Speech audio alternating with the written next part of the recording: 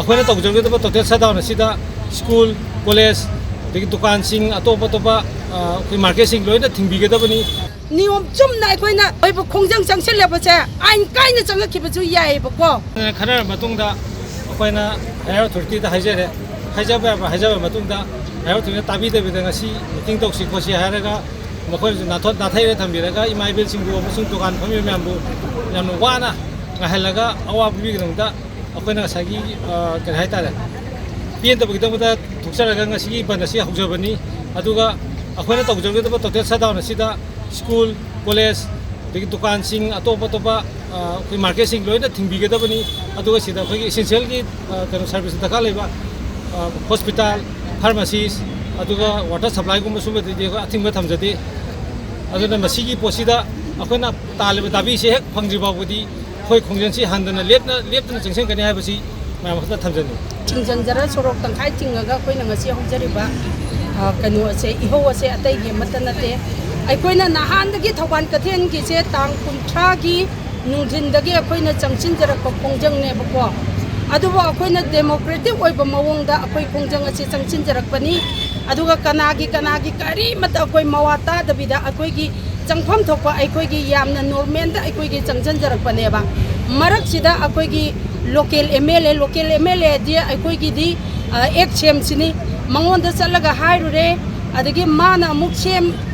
अखोइगी खेमचानसे अमुक लाई लौरे अदुगा लौरगा माने appointment लौरगा अखोइ फमिननखरे अखोइ फमिनरबा मतुंगदा Amo मखोइ department गी ओइबा फमिनरगे हाइदना ngarang मखोइ डिपार्टमेंट गी ओइबा फमिनरे मखोइ डिपार्टमेंट गी ओइबा फमिनरबा मतुंगदा ngasi से डीसी दा हाइबदी मुहुतगी अखोइगी प्रिंसिपल सेक्रेटरी याउन ngasi से अखोइगी डीसी दा फमिनगनी हाइबा वाफम अदमाइना यानरगा थमखिबनी अदैदा अखोइने स्टेप बाय स्टेप करी लेगे हाइना अखोइना खनगदबा अपेन पेनदा आया दा कनाना करी कना कैदोबा कमदौबा हाइना खनगदबा दुदा खुदक तुदा लामदाय ngakdang pung 12 हाइबनी pung 12 यौद्रिङै मतमदुदा ngakdang minute 30 कुलवा लिङै मतमदा माजे छुट्टी लौग्रे हाइरे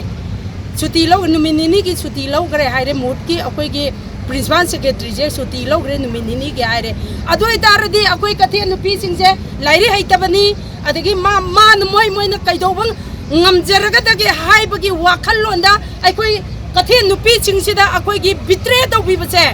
chumba poche tawbigano ba khoina haibadi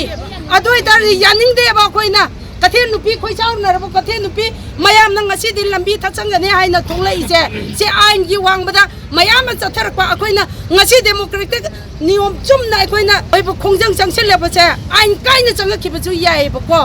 aduga अखोइने इमा कथेल हाइबसे मालेम दने अनि सुना लेब नते इमा कथेल हाइरिबसे सिगी महुत सरुक अमा चन्ना अखोइ थौबाल कथेन सु इमा कथेल अमगी सरुक अमा चलिबनेबको अदुना इमा कथेन गी इमा इवेंट सिंगसिना मखोइना योलगा मखोइना मचा थागलखिबदो मदैदो ओइखिबो ऑफिसर कयामसु यावरिबनी हौजिकसु महै तंबा कयामसु यावरिबनी हौजिकसु ऑफिसर ओइरकदबा कयामा यावरिबनी इमा कथेन सिबु खोंगोइनबा अदुगा कैसु नतबा बिसानदना मी हुंफु खक सर्विस तौबा मी हुंफुदुगी मखोइगी तोलो पीबा अदुगा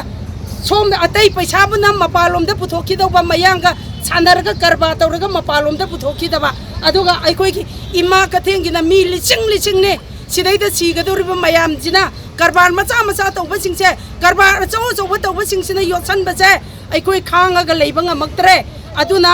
अखोइ ngasi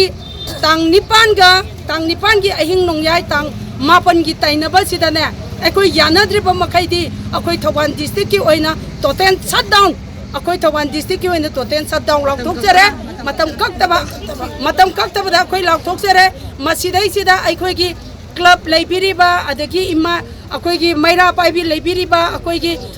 kathen da laibiriba singsina akoi gi support tawbiu aduga school college singju support tawbiu ana ayek अदुगा अखोइगी कनो इसिंग मई इसिंग ददि अखोइ अयेट प पिजते अदुगा लैरिबा ओक्टो चेलिबा अखोइ म्यूजिक चेलिबा सिंगसिसु सपोर्ट तौबियो हाइबा वाफम जे सिमा थमजरी अदुगा सिनासु यारक्तबा तारगदि अखोइ डेमोक्रेटिक ओइबा मवोंगदगी लांथोगा आइन काइना थबक तौरखिबा याय हाइबसे सिमासु थमजगे